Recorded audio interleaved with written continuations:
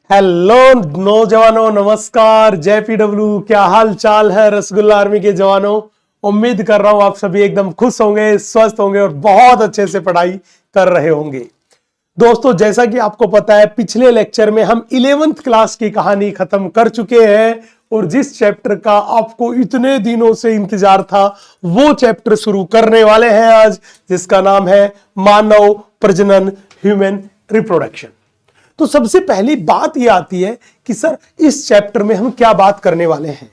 बेटा, इस चैप्टर में हम बात करने वाले हैं कि ह्यूमन बीइंग में नर जननांग कैसे होते हैं, मादा जननांग की स्ट्रक्चर क्या होती है, उनमें गैमिट कैसे बनते हैं, मैथुन जो प्रक्रिया थी वो क्या थी, वीर्यसेचन कैसे हुआ, उसके बाद हम बात करेंगे निषेचन की क्या क्रियाविधि है, विदलन क्या होता है, भ्रूण का परिवर्धन कैसे होता है, प्रसव की क्या क्रियाविधि है। ये सारी चीजों के बारे में हम बात करने वाले हैं। तो चलिए सीट बेल्ट लगा लीजिए, हम बहुत ही बवंडर जबरदस्त जिंदाबाद पोर्शन डिस्कस करने वाले हैं। और मैं आपको बता दूं कि ये जो चैप्टर अपने पास है जिसके बारे में हम बात करने वाले हैं, इस चैप्टर का नीट में भी बहुत अच्छा वेटेज है। नीट में इस पोर्शन से पिछले 4-5 साल का देखूं तो लगभग 3 से 4 क्वेश्चंस इस चैप्टर से आते हैं। तो कहने का मतलब चैप्टर बहुत इंटरेस्टिंग तो है ही, साथ के साथ 3-4 क्वेश्चन भी यहां से आते हैं। चलो एक एक करके बात करते हैं। सबसे पहले हम बात करते हैं इस चैप्टर के इंट्रोडक्शन के बारे में। बच्चे, जैसा कि आपको पता है, मानव जो होता है वो एक लिंगी जंतु है। तो मानव कैसा है, जब भी पूछे तो हमने बोला मानव। मानव के बारे में जब भी बात कोई करके चले तो मानव के बारे में हमने क्या बोला, ये कैसा है, हमने बोला एक लिंगी है। मानव जो है वो कैसा है बेटा, सबसे पहली बात है कि मानव एक लिंगी है। दूसरी बड़ी बात, मानव जो था उसमें आंतरिक निषेचन होता है। दूसरी बात हमने क्या बोला कि इसमें आंतरिक निषेचन होता है, आंतरिक निषेचन होता है। बोला सर ठीक है। तीसरी बड़ी बात, मानव एक लिंगी है, उसमें आंतरिक निषेचन होता है। मानव जो था वो बच्चे को जन्म देता है। मानव क्या होता है, बच्चे को जन्म देता है। तो बच्चे को जन्म देने वाले को बोलते हैं जरायुज। क्या बोलते हैं बच्चे को जन्म देने वाले को, जरायुज। कि मानव जो है वो जरायुज होता है, वो बच्चे को जन्म देने वाला जंतु है। चले, ये बात हमने करी, ये बात करी मानव के बारे में। अब पूछेगा सर अगर मानव में कोई खास बात करनी हो तो बेटा याद करो, मानव में पाए जाते जननांग। एक होता है प्राथमिक जननांग और दूसरा अपने पास होता है द्वितीयक जननांग, द्वितीयक लैंगिक अंग। तो अगर कोई बात करके चले कि मानव में लैंगिक अंगों के बारे में बात करो, कि अगर पूछे कि मानव के लैंगिक अंगों के बारे में बात करके चले, तो हमने बोला जब भी आप लैंगिक अंगों के बारे में बात करोगे, किसके लैंगिक अंगों के बारे में, मानव के लैंगिक अंगों के बारे में, तो ये लैंगिक अंग जो थे ये मानव में कितने प्रकार के मेरे दोस्त, 2 प्रकार के। पहला मेरे पास है प्राथमिक लैंगिक अंग या जननांग। दूसरा मेरे पास है, उसको बोलते हैं द्वितीयक जननांग।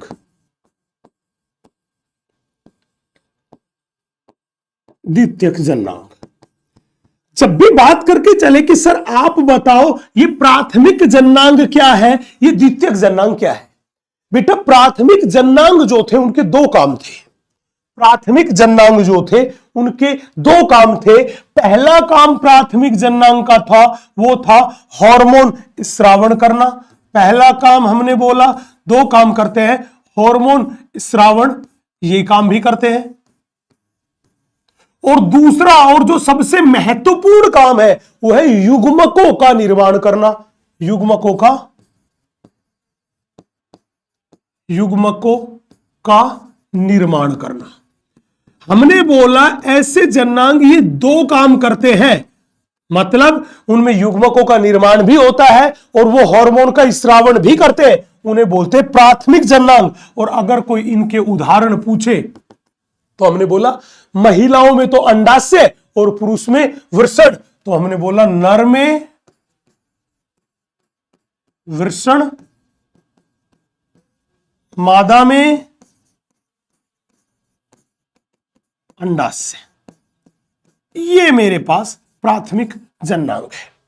पूछेगा द्वितीयक जननांग, भैया द्वितीयक जननांग ना तो हार्मोन का स्रावण कर सकता है और ना ही युग्मकों का निर्माण कर सकता है।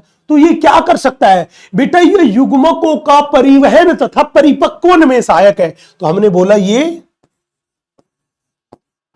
युग्मकों के परिवहन तथा परिपक्वन में सहायक है। कौन सहायक है? द्वितीयक लैंगिक अंग।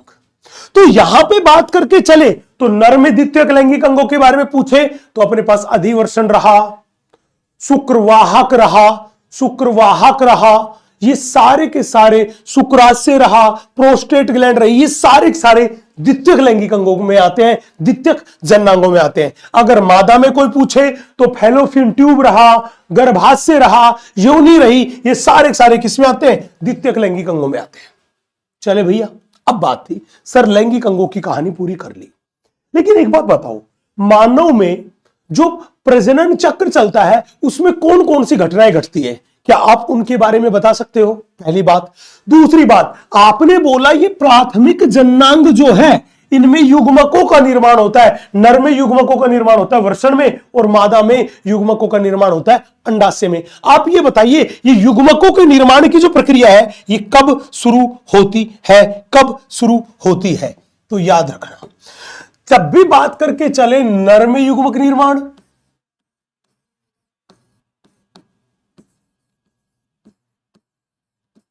नर में युग्मक निर्माण पूछेगा, बताओ नर में युग्मक निर्माण कब होता है? पूछेगा मादा में युग्मक निर्माण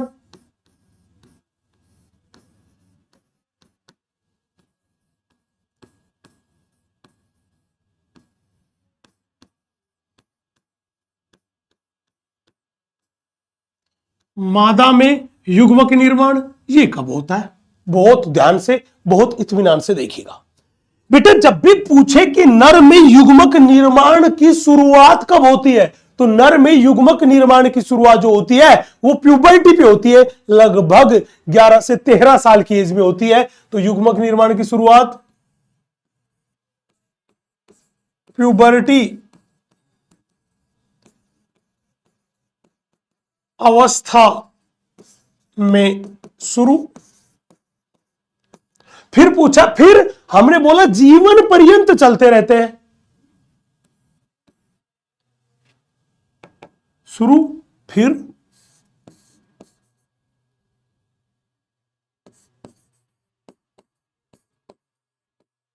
जीवन पर्यंत चलता रहता है।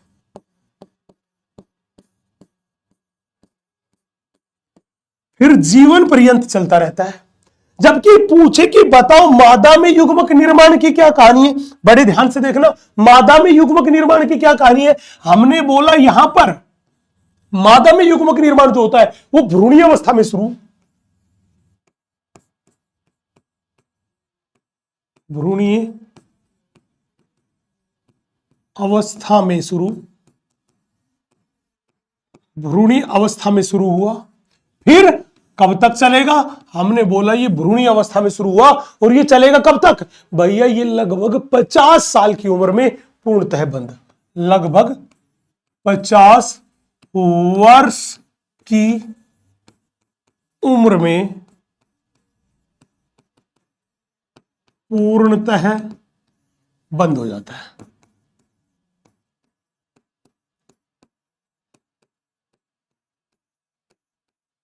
पूर्णतः बंद हो जाता है। बोला सर ठीक है, इतनी कहानी तो गुरुजी एकदम क्लियर है। अब एक छोटा सा सवाल था, पूछेगा क्या सर, अगर कोई कहे कि मानव में जो प्रजनन चक्र चल रहा है उस प्रजनन चक्र में कौन कौन सी घटनाएं घटती है, क्या आप उनके बारे में बता सकते हो? यस, सवाल था मानव प्रजनन चक्र, मानव प्रजनन चक्र की घटनाएं, मानव प्रजनन चक्र की घटनाएं, कि कौन कौन सी घटनाएं मानव प्रजनन चक्र में घटित होती है, आप उनके बारे में बताइए। बहुत ध्यान से, बहुत इत्मीनान से देखिएगा, हम एक एक करके आपसे बात करते हैं। बेटा सबसे पहले होता है युग्मक जनन। सबसे पहले होता है युग्मक जनन, गैमेटोजेनेसिस। जब नर व मादा युग्मक बन जाते हैं, उसके बाद हमने बोला युग्मक जनन के बाद होता है वीर्य सेचन। युग्मक जनन हो गया, उसके बाद होता है वीर्य सेचन। बोला सर ठीक है। उसके बाद हमने बोला उसके बाद होता है निषेचन। निषेचन के बाद निषेचित अंडा जो था, भ्रूण जो था, उसका हुआ आरोपण।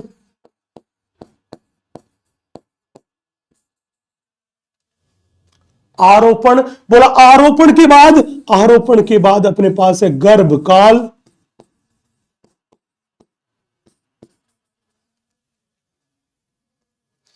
गर्भकाल के बाद अपने पास है प्रसव। तो याद रखना, जब भी कोई पूछे कि बताओ रिप्रोडक्शन चक्र के दौरान कौन कौन सी घटनाएं घटती है,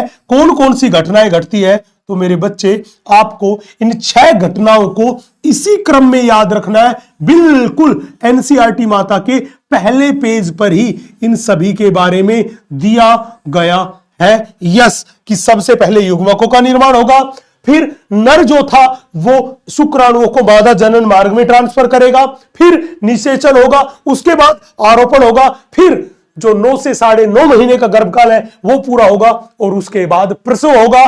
तब जाके होगा बधाई हो, घर में नया मेहमान आ गया, तब जाके काम चलेगा। चले, इतनी सी कहानी क्लियर होने के बाद हम आपसे बात करने वाले हैं इससे थोड़ा सा आगे। पक्की बात है, क्लियर है? ऐसा घूर घूर के क्यों देख रहे हो? खाओगे क्या? हाँ आराम से भाई, आराम से, मैं नन्हा मुन्ना बच्चा हूं, डर जाऊंगा। चलो, है ना? चलो सर, तो आगे चलते हैं। अब हम एक एक करके बात करते हैं। पहले नर जनन तंत्र के बारे में बात करते हैं, उसके बाद मादा जनन तंत्र के बारे में बात करेंगे। बड़े ध्यान से देखना, हम आपसे बात कर रहे हैं मेल रिप्रोडक्टिव सिस्टम के बारे में। बच्चे, सबसे पहला सवाल था कि मेल रिप्रोडक्टिव सिस्टम कौन से भाग में स्थित होता है? बेटा मेल रिप्रोडक्टिव सिस्टम उधर के निचले भाग, और उधर का ये निचला भाग है, ये नीचे की साइड वाला जो भाग है, इसको अपन क्या बोल देते हैं? सीधा पैल्विक भाग में स्थित है, श्रोणी भाग में स्थित है। तो जब भी बोले ये कहां पर स्थित है, हमने बोला ये जो अपने पास है ये श्रोणी भाग में स्थित।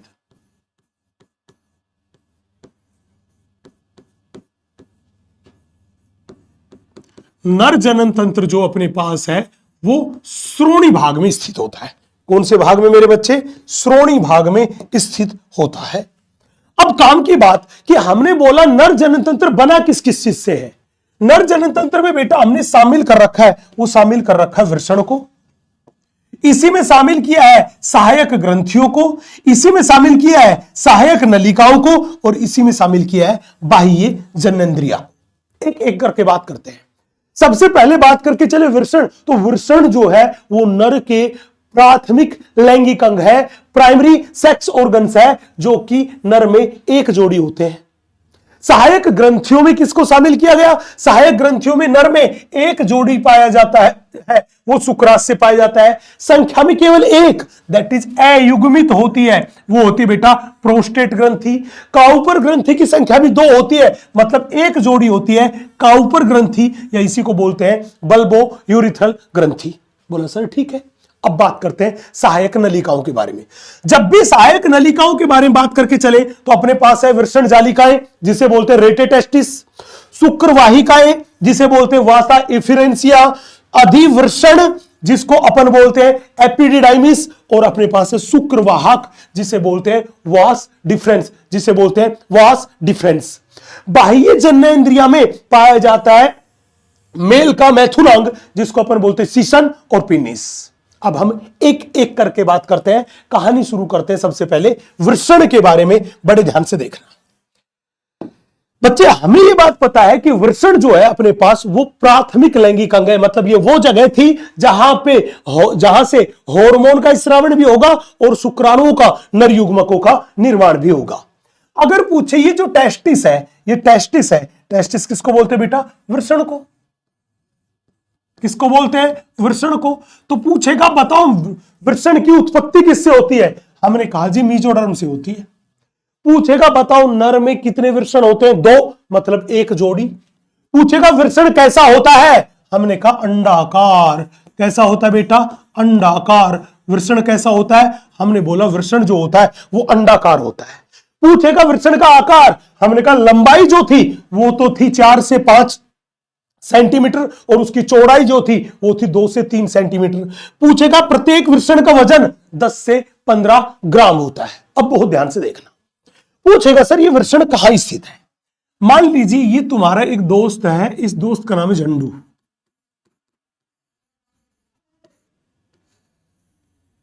हमने मान लिया ये तुम्हारा कोई दोस्त है और इस दोस्त का नाम तुम्हारे का है झंडू, ये मिस्टर झंडू है।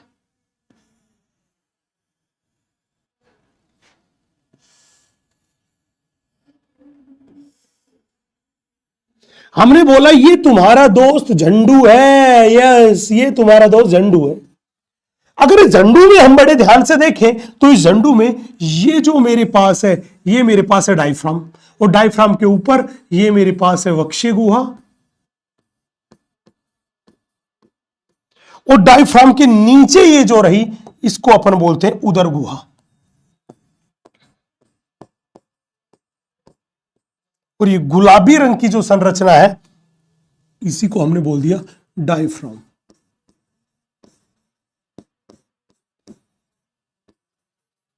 इसी को हमने बोल दिया डायफ्राम। अब हमने क्या देखा?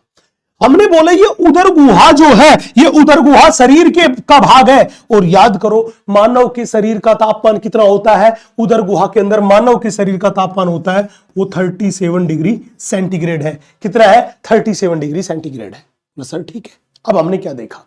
हमने क्या देखा कि इस उदर गुहा के अगर बाहर की साइड हम देखें, इस उदर गुहा के बाहर की साइड हम देखें तो यहां पर एक छोटी सी थैलीनुमा संरचना लटकी हुई सी दिखाई दी।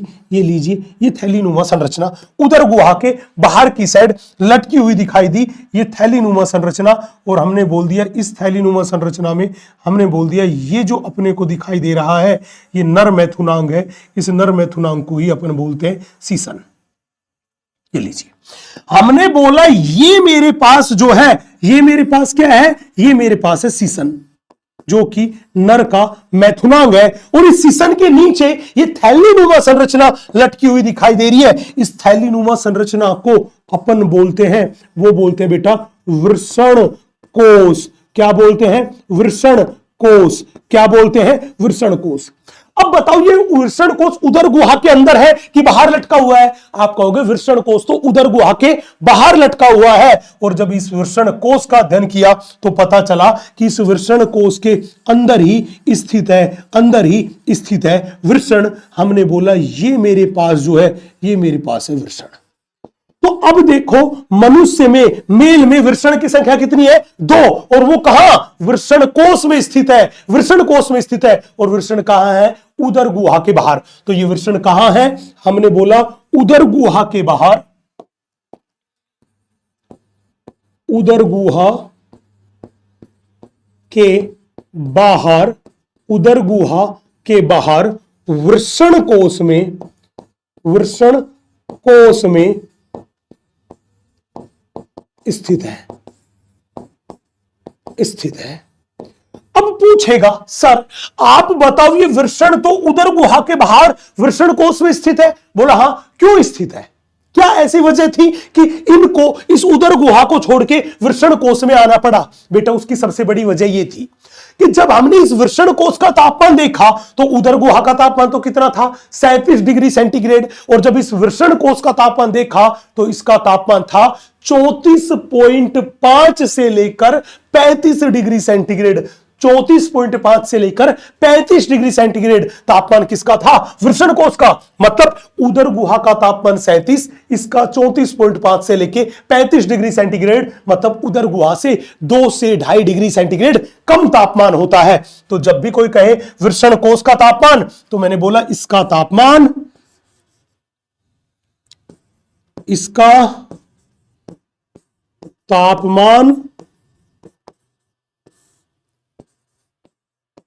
उदर गुहा से 2 से 2.5 डिग्री सेंटीग्रेड कम होता है। अब सबसे बड़ी बात थी कि सर इसका तापमान कम है। बोला हां, और वृषण जो थे वो इसके अंदर स्थित है। किसके अंदर? वृषण कोश के अंदर। हमने कहा हां, क्यों? क्योंकि वृषण में शुक्राणुओं का निर्माण होता है, और शुक्राणुओं के निर्माण के लिए तापमान जो चाहिए वो लगभग 34 से 35 डिग्री सेंटीग्रेड चाहिए। 34 से 35 डिग्री सेंटीग्रेड चाहिए। उदर गुहा में तो उससे ज्यादा है। इतना तापमान कहां पे है? वृषण कोश में है। तो मैंने कहा इसीलिए वृषण कोश में स्थित होते हैं। क्या वृषण कोश में स्थित होते हैं? वृषण। तो मैंने कहा कि ये ताप किसके लिए आवश्यक है? तो मैंने बोला ये ताप वृषण में शुक्राणु निर्माण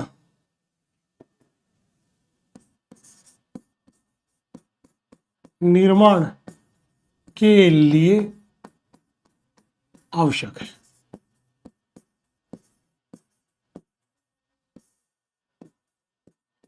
ये वृषण में शुक्राणु के निर्माण के लिए आवश्यक है।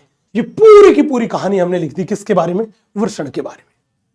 अब सवाल था सर, मनुष्य में मेल में वृषण उदर गुहा के बाहर है, वृषण कोश में है, और वृषण कोश का तापमान शरीर के तापमान से, उदर गुहा के तापमान से 2 से 2.5 डिग्री सेंटीग्रेड कम है, क्योंकि स्पर्म के निर्माण के लिए इतना तापमान बेहद जरूरी होता है। अब एक बात बताओ, अगर मेल के शरीर से एक वृषण को बाहर निकाले और उस वृषण को काट के देखे तो हमने बोला, हमने वृषण को लिया और वृषण को ऐसे काट के देखा।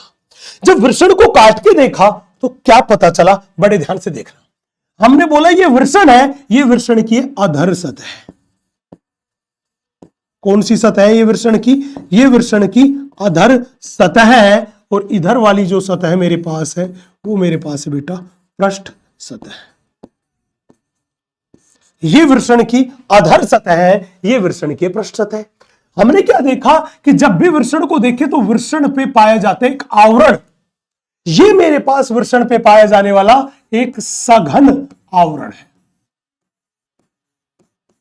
तो हमने बोला प्रत्येक वृषण जो था वो सघन आवरण से घिरा हुआ था।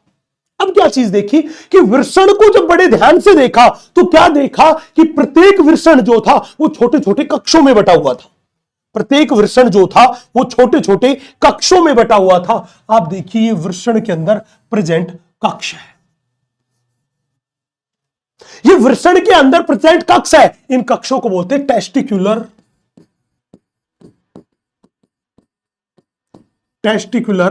लोब्यूल्स। इनको अपन बोल के चलते हैं, वो बोल के चलते हैं टेस्टिकुलर लोब्यूल्स। तो जब भी बोले कि बताओ प्रत्येक वृषण में टेस्टिकुलर लोब्यूल की संख्या कितनी? लगभग 250। तो मैंने बोला प्रत्येक वृषण में संख्या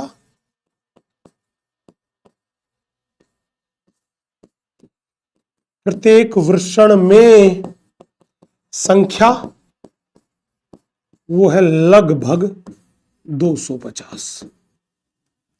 इनके प्रत्येक वृषण में टेस्टिकुलर लोब्यूल की संख्या कितनी है? लगभग 250 है। बोला यस सर, ठीक है। अब गुरुजी एक बात बताओ, क्या टेस्टिकुलर लोब्यूल की संख्या तो 250 है, लेकिन इन टेस्टिकुलर लोब्यूल में ये पीले पीले रंग की नलिकाएं हमें दिखाई दे रही है। अब देखो ये रही बेटा, ये पीले पीले रंग की नलिका यही सेमिनिफेरस ट्यूब्यूल्स है। क्या है मेरे बच्चे? यही मेरे पास है सेमिनिफेरस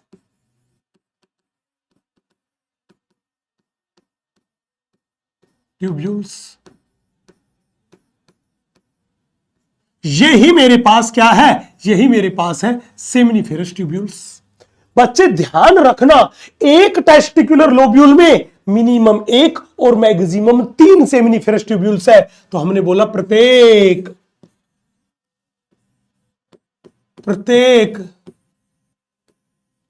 टेस्टिकुलर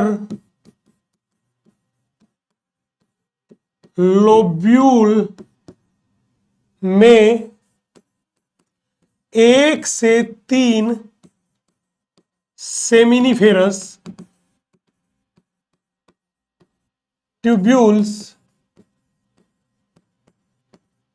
उपस्थित, 1 से 3 सेमिनिफेरस ट्यूब्यूल पाई जाती है।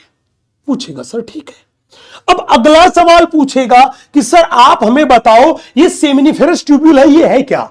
बेटा एग्जैक्टली में ये सेमिनिफेरस ट्यूब्यूल जो है यही वृषण की संरचनात्मक तथा क्रियात्मक इकाई है। ये क्या है? वृषण की संरचनात्मक तथा क्रियात्मक इकाई है। ये पीले रंग की होती है और अत्यंत कुंडलित होती है। तो हमने बोला ये कैसी है? पीली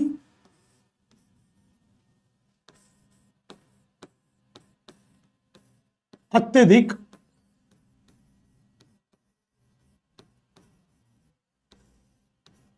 कुंडलित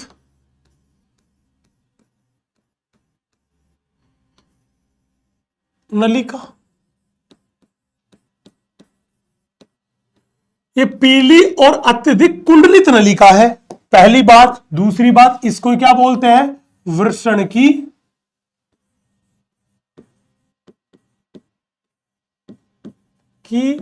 संरचनात्मक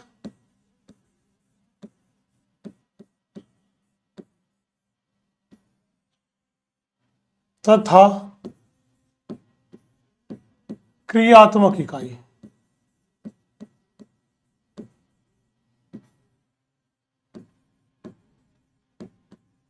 वृषण की संरचनात्मक तथा क्रियात्मक इकाई है। एग्जैक्टली में सेमिनिफेरस ट्यूब्यूल वो जगह है जहां पर शुक्राणुओं का निर्माण होता है। बोला सर ठीक बात है। गुरुजी एक बात बताओ, क्या ये सेमिनिफेरस ट्यूब्यूल कहां जाकर खुलती है? बहुत ध्यान से, बहुत इत्मीनान से देखना बच्चे। सेमिनिफेरस ट्यूब्यूल को आप देखते हो तो ये सेमिनिफेरस ट्यूब्यूल आगे जाके इस नलिका में खुलती है। ये अपने पास छोटी और सीधी नलिका है। इस छोटी और सीधी नलिका को बोलते हैं ट्यूब्यूली रेक्टाई। तो प्रत्येक सेमिनिफेरस ट्यूब्यूल जो थी वो कहां खुली? इस सीधी नलिका में। इसे बोलते हैं ट्यूब्यूली रेक्टाई। जब भी बोले ये ट्यूब्यूली रेक्टाई है क्या, हमने बोला ये छोटी तथा सीधी नलिका है। ये अपने पास है छोटी तथा सीधी नलिका।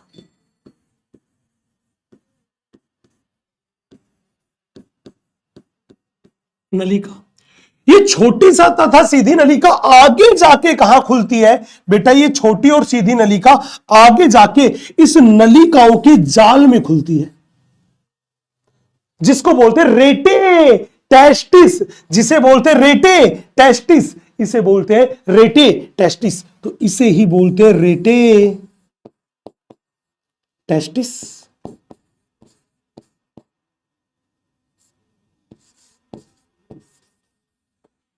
दैट इज वृषण जालक।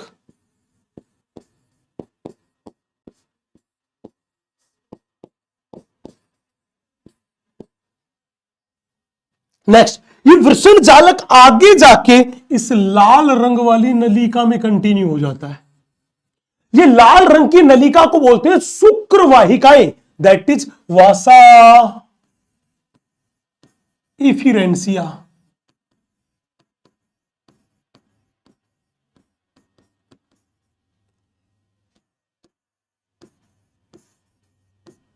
शुक्रवाहिकाएं।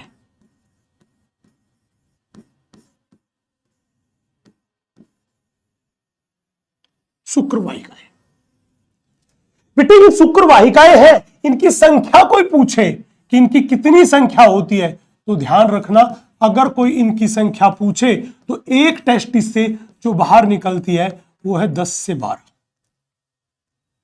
बोला ठीक है। शुक्र वाहिकाएं आगे जाके कंटिन्यू होती है इस हरे रंग की अत्यधिक कुंडलित संरचना में, जिसको हम बोल के चलते हैं, वो बोल के चलते हैं अधिवृषण। अधिवृषण, इस अधिवृषण के तीन भाग हैं। ये सबसे ऊपर वाला भाग, इसे बोलते कैपुट। ये मध्य वाला भाग, इसे बोलते कॉर्पस। और सबसे लास्ट वाला भाग, इसे बोलते कोडा।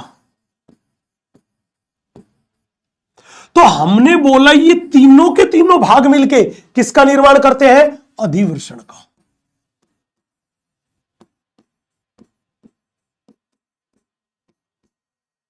जिसको इंग्लिश में बोलते हैं अपन एपिडिडाइमिस।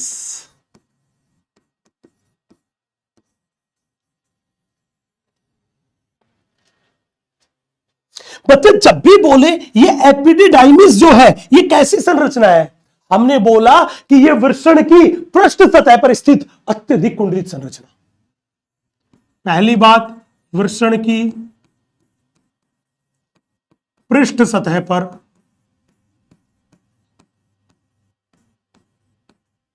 स्थित। दूसरी बात, अत्यधिक कुंडलित संरचना।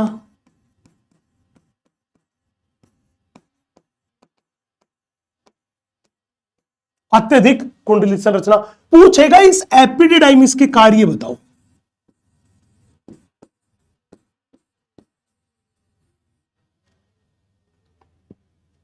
पहला काम है ये एपिडिडाइमिस जो होता है ये शुक्राणुओं के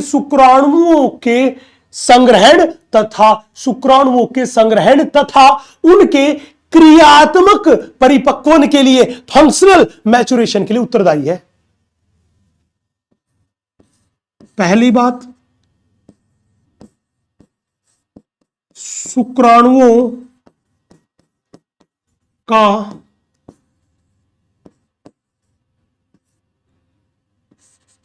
कार्यात्मक परिपक्वन करना।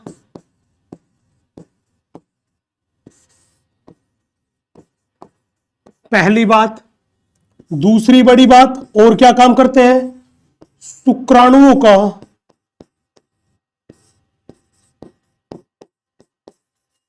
का संग्रहण तथा पोषण। और तीसरी बड़ी बात, शुक्राणुओं का वियोग्यतार्जन, जिसको बोलते हैं डीकैपेसिटेशन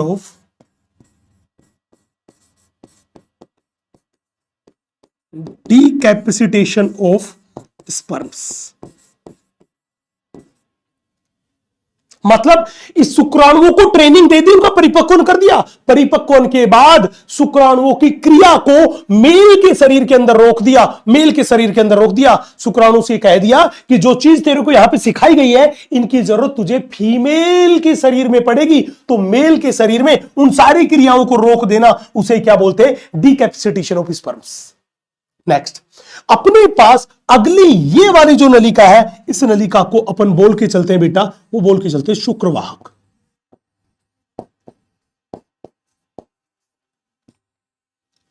इसी को बोलते हैं वास डिफरेंस। बेटा ये वास डिफरेंस क्या काम करती है? हमने बोला एपिडिडाइमिस से शुक्राणु जो थे वो इस वास डिफरेंस में जाएंगे। ये वास डिफरेंस स्पर्मेटिक कोड से होती हुई, ये वास डिफरेंस जो है ये स्पर्मेटिक कोड से होती हुई कहां जाएगी? उदर गुहा में प्रवेश करेगी। और उदर गुहा में प्रवेश करके हमने बोला मूत्राशय के ऊपर लूप बनाती है। तो हमने क्या कहा? ये स्पर्मेटिक कोड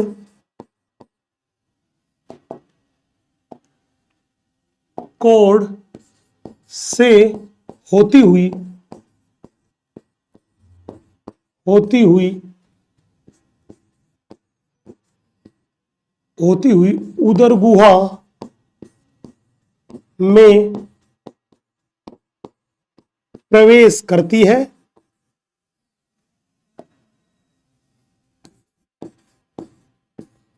है तथा मूत्राशय के ऊपर लूप बनाती है।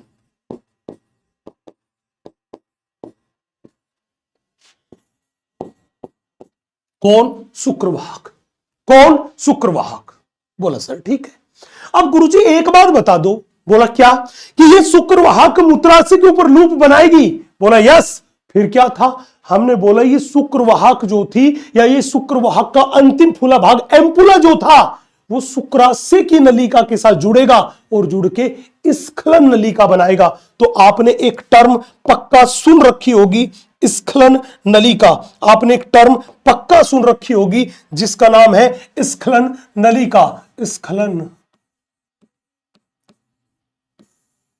नलिका, जिसको इंग्लिश में अपन बोलते बेटा इजैक्यूलेटरी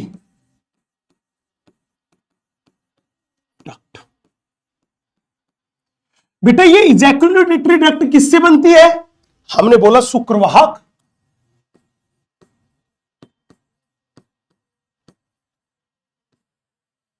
शुक्रवाहक या शुक्रवाहक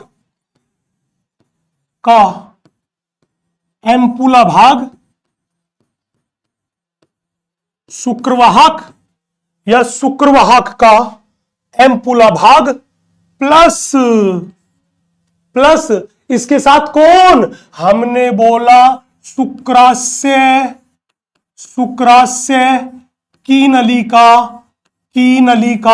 जब ये दोनों की दोनों मेरे बच्चे जुड़ जाएगी, जब ये दोनों की दोनों जुड़ जाएगी तो इन दोनों के जुड़ने से बनेगा स्खलन नलिका। इन दोनों के जुड़ने से बनेगा स्खलन नलिका। दोनों के जुड़ने से बनेगा स्खलन नलिका। स्खलन नलिका। यस।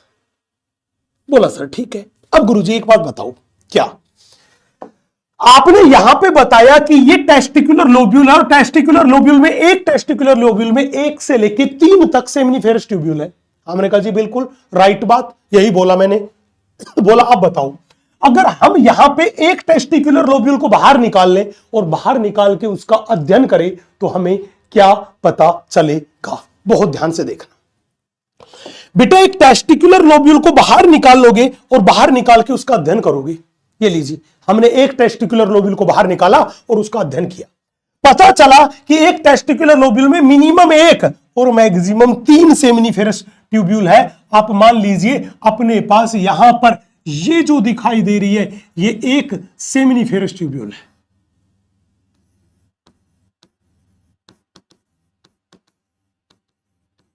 ये मेरे पास एक सेमिनिफेरस ट्यूब्यूल है।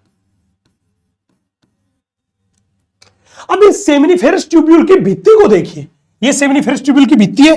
इसकी भित्ति में 2 परत है। इसकी भित्ति में 2 परत है। ये नीले वाली जो है ये मेरे पास बाहरी परत, भित्ति की बाहरी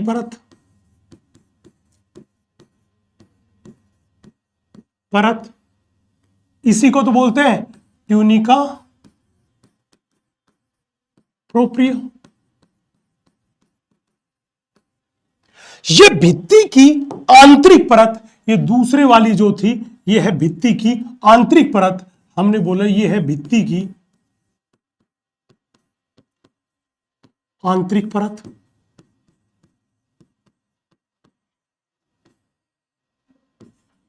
आंतरिक परत जिसको बोलते हैं जनन उपकला।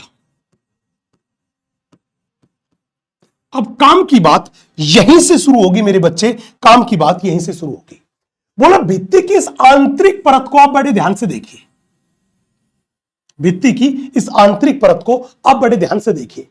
भित्ति की इस आंतरिक परत को देखते हैं तो इस आंतरिक परत में दो प्रकार की कोशिकाएं हैं। कितने प्रकार की?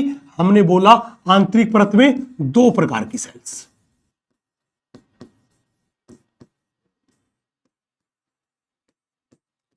भित्ति की आंतरिक परत है, उसमें दो प्रकार की कोशिकाएं हैं। एक तो आपको देखिए पीले पीले रंग की कोशिकाएं दिखाई दे रही होगी, इन्हें बोलते हैं स्पर्मेटोगोनिया।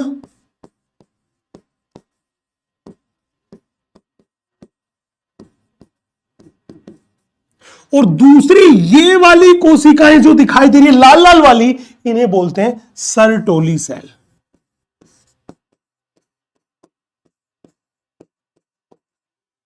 Sertoli cells. बच्चे जब भी बोले कि यहां दो प्रकार की कोशिका, हां ये पीले पीले रंग वाली आपको दिखाई दे रही है, इन्हीं को बोलते हैं स्पर्मेटोगोनिया।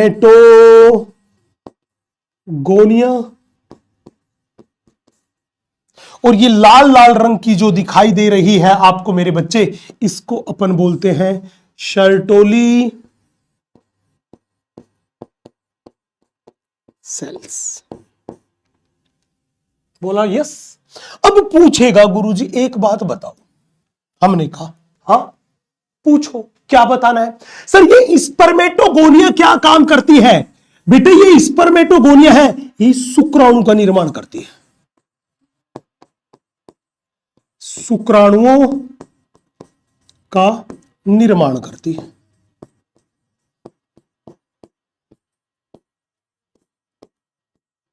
ये क्या करती है? हमने बोला ये स्पर्मेटोगोनिया है, ये शुक्राणुओं का निर्माण करती है। जब भी बोले कि आप बताओ ये सर्टोली सेल्स जो है, ये सर्टोली सेल क्या करती है? बेटा सर्टोली सेल कई सारे काम करती है। पहले काम, ये शुक्राणुओं को पोषण प्रदान करती है। हमने बोला ये क्या काम करती है? परिवर्धनशील।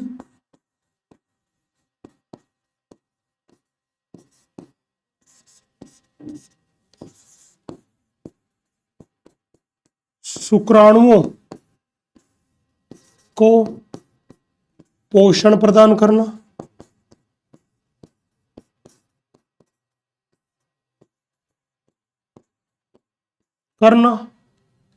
और क्या काम करती है? हार्मोन स्रावित करना।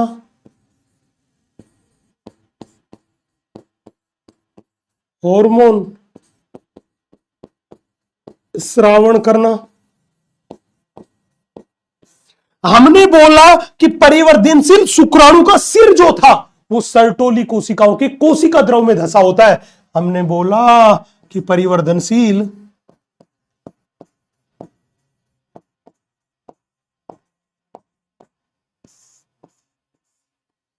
शुक्राणु का सिर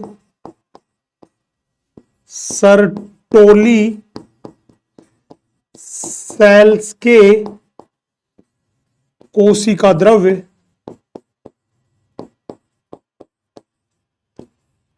में धंसा होता है।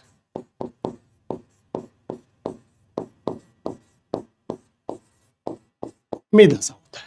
परिवर्तनशील शुक्राणु का सिर सर्टोली सेल के कोशिका द्रव्य में धंसा होता है। यस। चले कैसे? अब देखो ये लाल वाली हमें क्या दिखाई दे रही है? सर्टोली सेल दिखाई दे रही है। और हमने बोला इन सर्टोली सेल में ये सफेद वाले हमने मान लिया अपने पास, ये सफेद वाले हमने बोल लिया अपने पास शुक्राणु है। और इन परिवर्तनशील शुक्राणु का सिर सर्टोली सेल के कोशिका द्रव में धंसा हुआ है। बिल्कुल सभी में।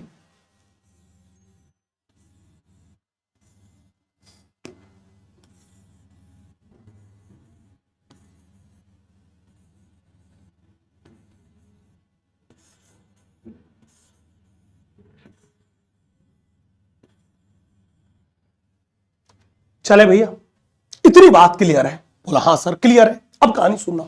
एक सेमिनिफेरस ट्यूब्यूल, ये एक सेमिनिफेरस ट्यूब्यूल, ये एक सेमिनिफेरस ट्यूब्यूल, ये बोलो है कि नहीं है? बोलो यस सर। कई सारी सेमिनिफेरस ट्यूब्यूल है और इन सेमिनिफेरस ट्यूब्यूल्स के बीच में आपको ये गैप दिखाई दे रहा होगा। बोला यस। इन सेमिनिफेरस ट्यूब्यूल्स के बीच में ये गैप दिखाई दे रहा होगा। ये जो गैप है इसे बोलते हैं अंतराली अवकाश। इस गैप को बोलते हैं अंतराली अवकाश। ये जो गैप है, इस गैप को बोलते हैं अंतराली अवकाश। अब आप देखिए, आपसे कोई पूछे कि भाई ये अंतराली अवकाश है, अगर इस अंतराली अवकाश को देखें तो इसमें क्या क्या पाया जाता है। देखो, ये अंतराली अवकाश में हमें यहां पे खूब सारा द्रव पदार्थ, लिक्विड मटेरियल भरा हुआ दिखाई दे रहा है।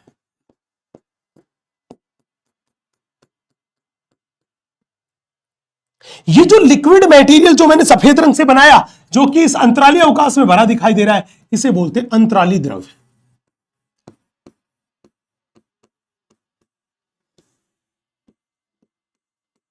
इसको अपन बोलते हैं अंतराली द्रव। बोला सर ठीक बात है। नेक्स्ट, इसके अलावा ये जो लाल लाल रंग की आपको दिखाई दे रही है भाई, ये यहां पे प्रेजेंट है ब्लड वेसल्स।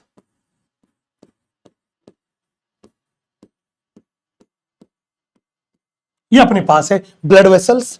बच्चे यहां पे देखो, आपको ये जो स्टार बना हुआ दिखाई दे रहा है, ये स्टार जैसे दिखाई दे रहे हैं, ये यहां पे प्रेजेंट WBC है, that is immuno competent cell.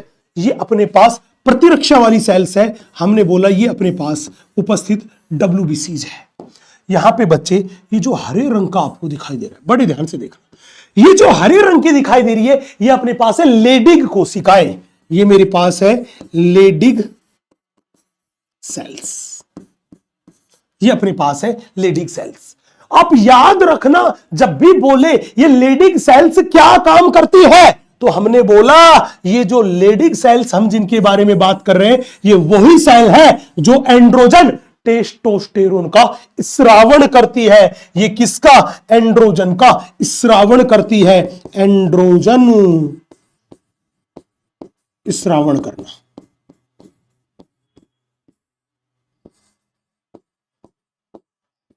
ये एंड्रोजन का स्रावण करती है। अब पूछेगा कि बताओ ये सारी की सारी चीजें, ये चार चीजें, क्या ये सेमिनिफेरस ट्यूब्यूल के अंदर उपस्थित होती है? आप कहोगे नहीं, ये सेमिनिफेरस ट्यूब्यूल के अंदर उपस्थित नहीं होती, ये तो सेमिनिफेरस ट्यूब्यूल के बीच का जो अंतराली अवकाश है उसमें स्थित होती है। तो हमने बोला ये अंतराली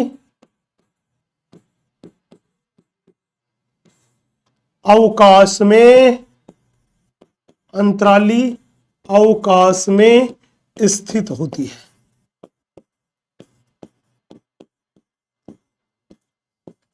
ये अंतराली अवकाश में स्थित होती है, स्थित होती है। यस, चले भैया, यहां पे जाके हमने कहानी सुना दी आपको कि भैया टेस्टिस की आंतरिक संरचना क्या है, सेमिनिफेरस ट्यूब्यूल की आंतरिक संरचना क्या है, सेमिनिफेरस ट्यूब्यूल की आंतरिक भित्ति में कौन सी दो अलग अलग प्रकार की कोशिकाएं पाई जाती है, वो क्या मुख्य काम करती है, ये कहानी मैंने आपको बता दी है।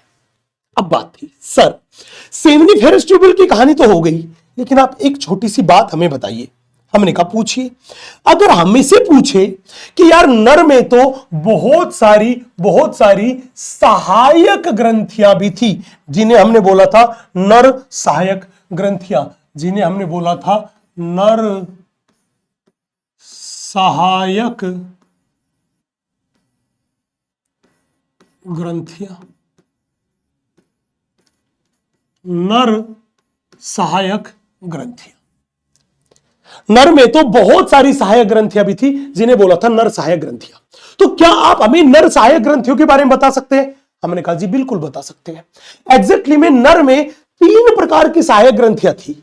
एक था शुक्राशय, जो कि एक जोड़ी था, दूसरी थी प्रोस्टेट ग्रंथि, जिसकी संख्या केवल 1 थी, और तीसरी थी काउपर ग्रंथि या बल्बोयूरिथ्रल ग्रंथि, जिसकी संख्या भी 2 थी, मतलब ये भी क्या थी? युग्मित। अब काम की बात यह है कि जो वीर्य होता है, उस वीर्य का सर्वाधिक भाग, लगभग 60 से 70% भाग अकेला शुक्राशय स्रावित करता है। बचा हुआ 30 से 40% भाग है, वो ये प्रोस्टेट ग्रंथि स्रावित करती है। मतलब काउपर ग्रंथि नगण्य भाग का, अति सूक्ष्म भाग का निर्माण करती है, अति सूक्ष्म भाग का निर्माण करती है। अब पूछेगा सर एक बात बताओ, वीर्य का सर्वाधिक भाग किसने स्रावित किया? शुक्राशय ने। मैंने कहा हां। अब बताओ, अगर शुक्राशय से निकलने वाले द्रव का अध्ययन करें तो उसमें क्या पाया जाता है?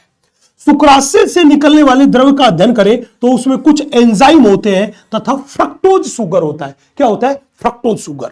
पूछेगा कि बताओ ये फ्रक्टोज शुगर क्या काम करता है, तो हमने बोला कि स्पर्म जो था वो मादा जनन मार्ग में तैरते हुए, ऐसे स्विमिंग करते हुए फिर अंडे तक पहुंचता है। तो स्विमिंग करने के लिए क्या चाहिए? ऊर्जा।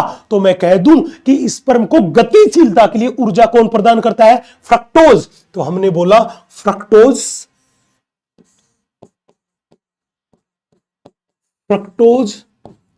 स्पर्म्स को गतिशीलता के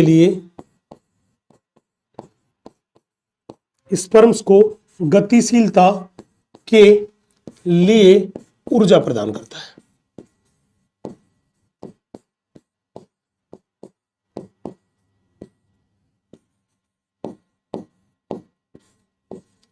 तो जब भी बोले कि बताओ स्पर्म्स को गतिशीलता के लिए ऊर्जा कौन प्रदान करता है, तो सीधा बोलोगे फ्रक्टोज। अगला सवाल था, गुरुजी एक छोटी सी बात और थी। हमने कहा बता रहे गोचू, क्या छोटी सी बात थी? तो गोचू बोला कि सर अगर प्रोस्टेट ग्रंथि को चेक करें कि प्रोस्टेट ग्रंथि जो द्रव्य स्रावित कर रही है उसमें क्या क्या है, तो प्रोस्टेट ग्रंथि का जो द्रव्य था उसमें एंजाइम भी था, कैल्शियम भी था और फॉस्फेट। तो याद रखना, स्पर्म को गतिशीलता के लिए ऊर्जा प्रदान किसने करी? फ्रक्टोज ने। लेकिन ये कैल्शियम, फॉस्फेट और यहां जो एंजाइम थे ये क्या काम करेंगे? भैया स्पर्म को स्विमिंग करनी है तो अपनी पूंछ को ऐसे ऐसे हिलाना पड़ेगा, जैसे हमें तैरना होता है तो हाथ और पैरों को हिलाते हैं। तो स्पर्म की गतिशीलता के लिए उत्तरदायी है। तो मैंने बोला ये किसके लिए? तो हमने बोला ये स्पर्म्स की गतिशीलता के लिए उत्तरदायी, गतिशीलता में सहायक। मतलब अगर ये कैल्शियम वगैरह नहीं मिला तो स्पर्म की पूंछ ऐसे हिलेगी नहीं, और जब तक पूंछ हिलेगी नहीं तब तक स्पर्म स्विमिंग करेगा नहीं, तैरेगा नहीं। तो उसके लिए बेहद जरूरी है। पूछेगा सर इस काउपर्स ग्रंथि से निकलने वाला जो द्रव्य पदार्थ था उसकी वीर्य के निर्माण में तो महत्वपूर्ण भूमिका थी नहीं। हमने कहा तो फिर महत्वपूर्ण भूमिका थी किस चीज में? बेटा एग्जैक्टली में उसका एक बहुत इंपॉर्टेंट काम तो यह था कि नर में मूत्र और वीर्य एक ही रास्ते से निकलता है, मूत्र और शुक्राणु एक ही रास्ते से गुजरता है, जिसे मूत्र जनन मार्ग कहते हैं। बोला हाँ बिल्कुल कहते हैं, यस। तो हमने बोला उस मूत्र जनन मार्ग से मूत्र गया, और मूत्र की पीएच जो होती है वो होती है अम्लीय पीएच, जबकि शुक्राणु केवल क्षारीय माध्यम में जिंदा रह सकते हैं। तो ये इसका जो द्रव्य पदार्थ था वो क्या काम कर रहा था? मूत्र मार्ग की अम्लता को उदासीन कर रहा था ताकि शुक्राणुओं को जिंदा रखा जा सके, पहला काम। और दूसरा काम क्या था कि नर में मादा जब मैथुन करते हैं तो ये क्या काम करता है? जो सीसन था उसके स्नेहन का कार्यक्रम करता है, उसको चिकना बनाता है ताकि सीसन को वेजाइना में आसानी से प्रवेश कराया जा सके। तो मैं कह दूं इसके दो काम थे। पहला काम, इसका स्राव मूत्रमार्ग की अम्लता को क्या करता है? अम्लता को उदासीन करता है। और दूसरा, सीसन के स्नेहन के लिए उत्तरदायी, उसको स्नेहक बनाता है, उसे चिकना बनाता है ताकि सीसन को आसानी से वेजाइना में प्रवेश कराया जा सके। ठीक है जी? बोला सर ठीक है। नेक्स्ट, अब बात सर आप हमें बताइए कि एग्जैक्टली में ये जो सीमन जिसके बारे में आप बात कर रहे हो दैट इज वीर्य, इस वीर्य की कहानी क्या है? क्या है ये?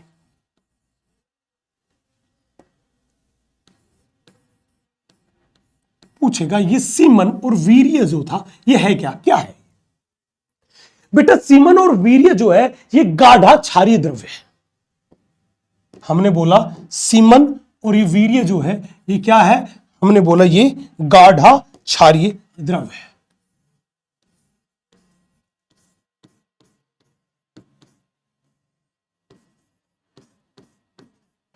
गाढ़ा क्षारीय द्रव्य है।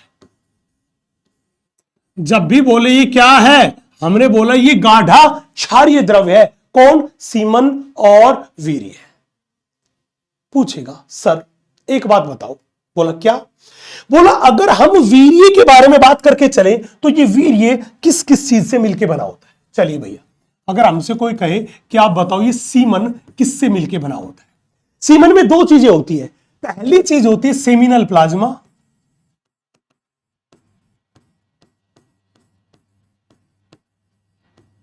प्लस दूसरी चीज होती है स्पर्म्स। पहला होता है सेमिनल प्लाज्मा और दूसरा होता है स्पर्म्स। आपको बता दूं, इन दोनों चीजों से मिलके ही क्या बना है, सीमन बना है। अब यहां पे बहुत इंपॉर्टेंट बात, यहां पे बहुत इंपॉर्टेंट बात आपके सामने आती है कि ये सेमिनल प्लाज्मा जो है सर, ये सेमिनल प्लाज्मा होता क्या है? बेटा ये नर की सहायक ग्रंथियों का स्राव है। तो मैंने बोला ये है नर सहायक जनन ग्रंथियों का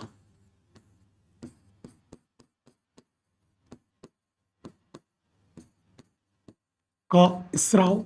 मतलब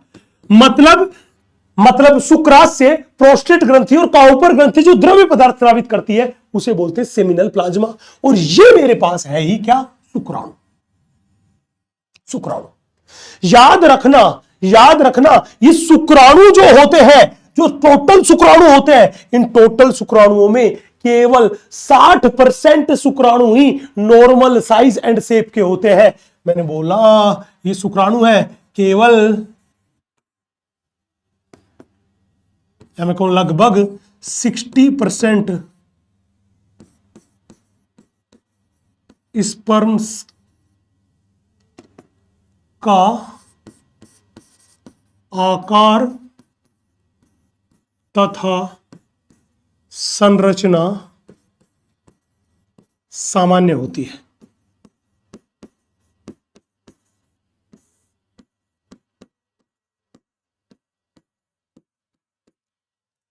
लगभग 60% स्पर्म ऐसे थे कुल स्पर्म में से जिनकी आकार और संरचना क्या होती है, सामान्य। और इस 60% में से भी, इस 60% में से भी, ये जो 60% थे इसमें से भी अगर बात करके चलें तो केवल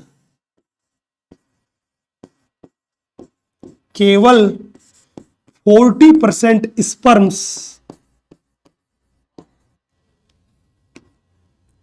स्पर्म्स ही अत्यधिक गतिशील है।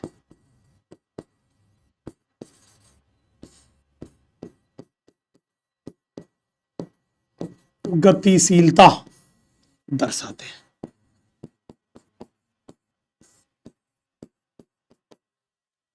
बोला सर ठीक है, लेकिन गुरुजी एक बात बताओ, क्या एक नर में जब एक बार स्खलन होता है तो कितना वीर्य बाहर निकलता है? तो मैंने बोला वीर्य का आयतन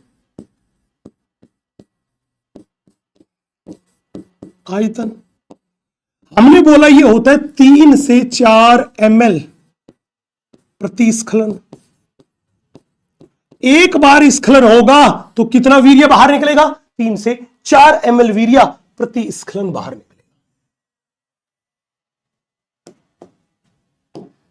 बोले सर ठीक है, आप बताओ ये जो 3 से 4 ml वीर्य था इसमें शुक्राणुओं की संख्या कितनी होगी? तो पूछेगा नंबर ऑफ स्पर्म्स,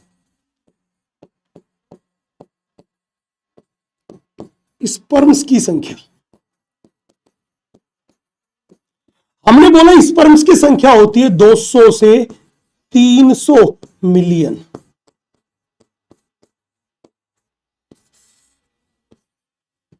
प्रति स्खलन।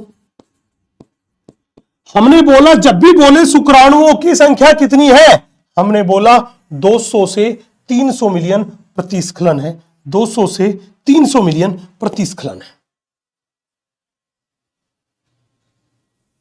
चले, ये पूरी की पूरी कहानी हमने बात कर ली किसके बारे में? वीर्य के बारे में। अब मैं थोड़ा सा आगे चलता हूं और इस जबरदस्त जिंदाबाद कहानी को आगे बढ़ाता हूं। बड़े ध्यान से, बड़े इत्मीनान से देखना मेरे दोस्त। यस भाई, सवाल अपने पास निकल के आया। बोलो गुरुजी एक बात बताओ, क्या आपने बताया था कि नर का मैथुनांग जो है उसे बोलते पीनिस और शीशन? हाँ जी बिल्कुल, मैंने यही बात बताई थी कि नर का मैथुनांग है उसको बोलते शीशन। ये लीजिए,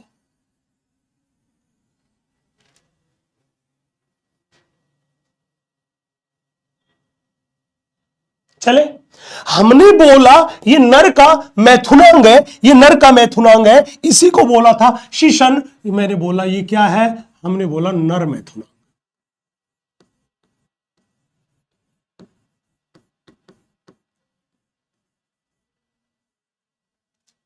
पूछेगा सर ये नर मैथुनांग क्या काम करता है, इसका क्या रोल है?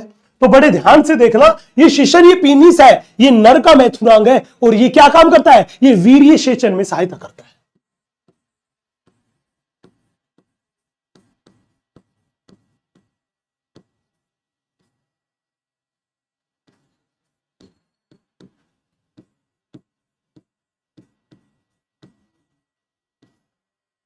ये वीर्य सेचन में सहायक है। किसमें सहायक है? वीर्य सेचन में सहायक है। बोला सर ठीक है।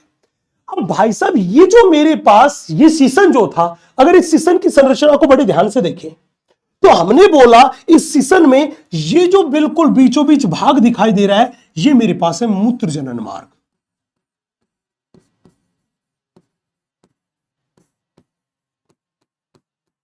ये मेरे पास है मूत्र जनन मार्ग।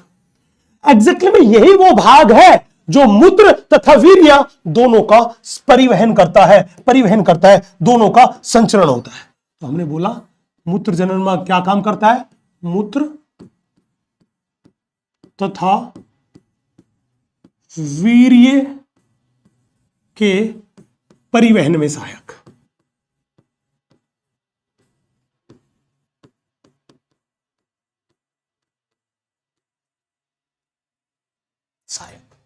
अब इस सीसन का सबसे अंतिम भाग देखिए, ये लीजिए, ये अंतिम भाग, ये लाल रंग वाला भाग आपको दिखाई दे रहा है, इसको अपन बोलते हैं ग्लांस पेनिस। इसका ये अंतिम भाग जो है इसको क्या बोलते हैं? इसको बोलते हैं ग्लांस पेनिस। जब भी बोले कि ग्लांस पेनिस की क्या खास बात है, तो हमने बोला ये सीसन का अंतिम आवर्धित भाग है।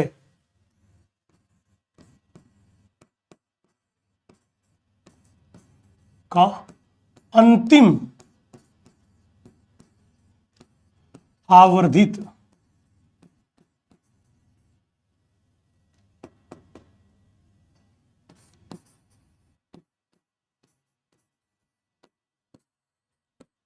भाग है। ये सीसन का अंतिम आवर्धित भाग है। कौन? Glans penis. अब ये ग्लैंस पेनिस के बिल्कुल बीचों बीच आप देखिएगा, आपको ये द्वार दिखाई दे रहा होगा, इसको अपन बोलते हैं मूत्र द्वार। इसे अपन बोलते हैं मूत्र द्वार या यूरिथ्रल मीटस, मूत्र द्वार या यूरिथ्रल मीटस। यहां पे इस ग्लैंस पेनिस के ऊपर ये नीले रंग की पतली सी परत दिखाई दे रही होगी। बेटा ये नीले रंग की पतली सी परत है, इसे अपन बोलते हैं फोर स्किन। इस पतली सी परत को क्या बोलते हैं? फोर स्किन, या इसे ही बोलते हैं प्रीप्यूस। इसे ही बोलते हैं फोर स्किन, या इसको ही अपन बोलते हैं प्रीप्यूस। पूछेगा ये प्रीप्यूस है क्या? हमने बोला ये पतली, लचीली तथा मूवेबल स्किन की परत है जो क्या काम करती है? ग्लांस पेनिस को ढकती है। तो हमने बोला ये पतली, लचीली तथा गतिशील त्वचा की परत है जो ग्लैंस पेनिस को ढकती है। जो किसको ढकती है बेटा? ग्लैंस पेनिस को ढकने का काम करती है। यही मेरे पास कहानी थी किसकी? पेनिस की। यही मेरे पास कहानी थी पेनिस की। बिल्कुल कहानी एनसीईआरटी की एक लाइन हमने कवर कर ली।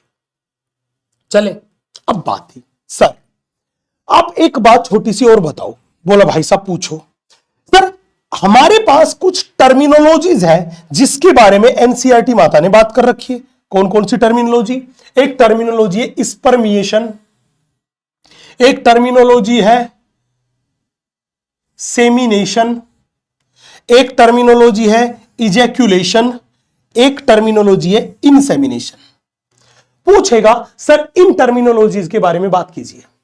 बच्चे जब भी पूछे कि इन टर्मिनोलॉजीज के बारे में बताओ तो बड़े ध्यान से देखना। जब भी बोले स्पर्मिएशन क्या है बेटा, जब भी स्पर्मिएशन के बारे में बात करके चले तो याद रखना नीट में यह सवाल पूछा जा चुका है कि शुक्राणुओं का सेमिनिफेरस ट्यूब्यूल या सर्टोली सेल से बाहर निकलना उसे क्या बोलते हैं? स्पर्मिएशन। सेमिनेशन किसे बोलते हैं? शुक्राणुओं का वृषण से बाहर निकलना उसे क्या बोलते हैं? सेमिनेशन।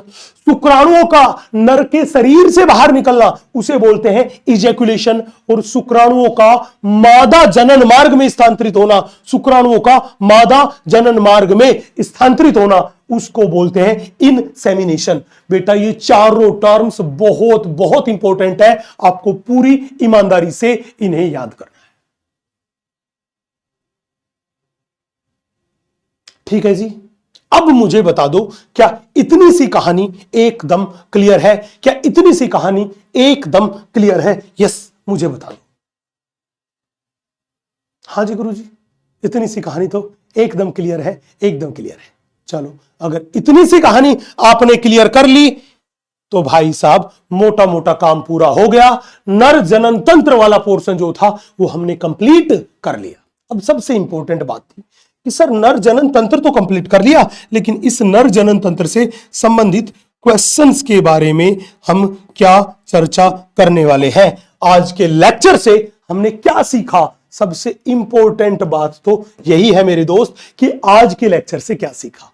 तो भाई सीट बेल्ट लगा लो, एकदम बेवफाई बिल्कुल नहीं होनी चाहिए, किसी भी कीमत पे नहीं होनी चाहिए। नहीं तो भाई साहब जैसे कई लोगों की प्रेमिका बेवफाई कर देती है ना, तो यही वही हाल हो जाएगा कि उसके प्यार में हम कुछ इस कदर खो गए।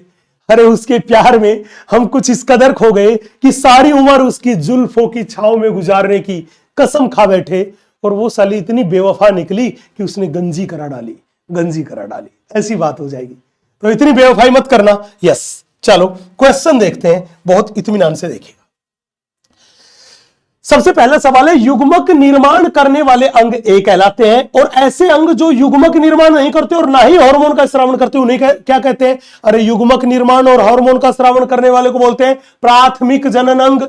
और जो ना तो युग्मक बनाते ना ही हार्मोन का स्रावन करते, बल्कि वो युग्मकों को परिपक्वन में, उन्हें पोषण प्रदान करने में, उनके परिवहन में सहायता करते हैं, उसे बोलते हैं द्वितीयक जनन अंग। तो आंसर गया फर्स्ट। अगला सवाल देखना, ये कह रहा है असत्य कथन का चयन कीजिए। बहुत ध्यान से देखना, ये कह रहा है शुक्राणुओं का मादा के जनन मार्ग में स्थानांतरित होना, इसे आरोपण कहते हैं। नहीं, शुक्राणुओं को मादा जनन मार्ग में स्थानांतरित करना इसे बोलते हैं इनसेमिनेशन वीर्य सेचन। इनसेमिनेशन वीर्य सेचन, इनसेमिनेशन वीर्य सेचन कहते हैं। अभी मैंने लास्ट में बताया। ये कह रहे हैं अंड निर्माण स्त्रियों में लगभग 50 वर्ष की आयु में अवरुद्ध हो जाता है, बंद हो जाता है। बिल्कुल सही बात है, भ्रूणीय अवस्था में शुरू होता है और लगभग 50 की उम्र में बंद हो जाता है। शुक्राणुओं का निर्माण वृद्ध मनुष्यों में भी निरंतर होता रहता है। हाँ, प्यूबर्टी में लगभग 11 से 13 साल की उम्र में शुरू हुआ था और उसके बाद चलता रहेगा जब तक है जान, जब तक है जान, जब तक है जान। ये कह रहा है मनुष्यों में निषेचन युग्मक निर्माण को, ये कह रहा है मनुष्यों में निषेचन युग्मक निर्माण को अग्रेसित करता है। बेटा युग्मक नहीं, युग्मनज आना चाहिए, युग्मनज।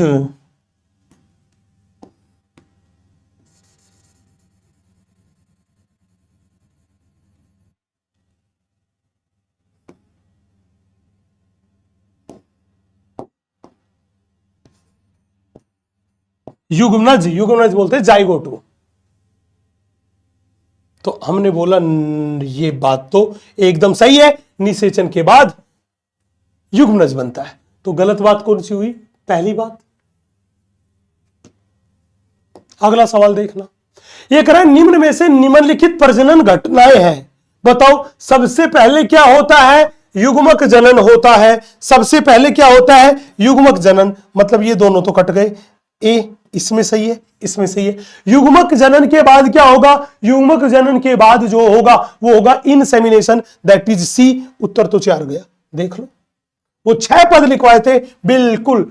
उसके बाद होगा इनसेमिनेशन, इनसेमिनेशन के बाद होगा निषेचन, निषेचन के बाद होगा आरोपण, आरोपण के बाद होगा गर्भकाल, और गर्भकाल के बाद हो जाएगा प्रसव, प्रसव, प्रसव।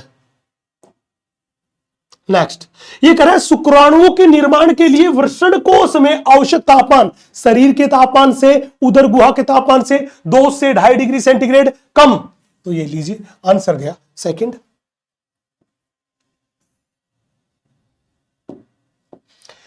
ये कह रहा है नर जनन तंत्र की सहायक ग्रंथियां हैं।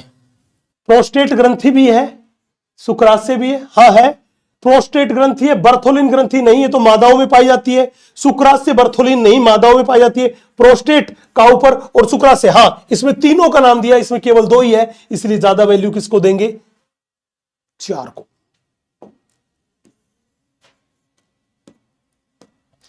यह कह रहा है वृषण की लेडी कोशिकाओं की क्या काम है? बेटा लीडिंग कोशिकाएं एंड्रोजन हार्मोन टेस्टोस्टेरोन का स्रावण करती है। ये लीजिए,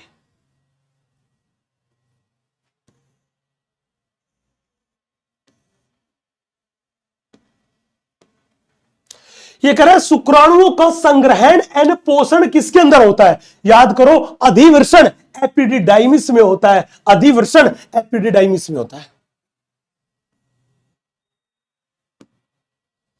ये कह रहा है मनुष्य में अयुग्मित नर जनन संरचना कितनी है? वृषण कितने हैं? 2, मतलब ये तो युग्मित है। शुक्राशय कितने हैं? 2। ये कंदमूल, ये है काउपर ग्लैंड।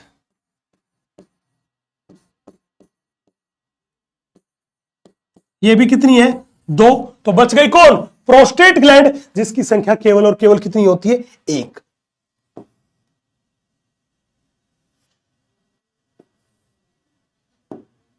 केवल और केवल कितनी होती है? 1। ये कह रहा है फ्रक्टोज का स्रावण कौन करता है? शुक्राशय करता है, तथा शिशन का स्नेहन के द्वारा होता है। काउपर्स ग्रंथियां का स्राव जो था वो शिशन का स्नेहन करता है। यस,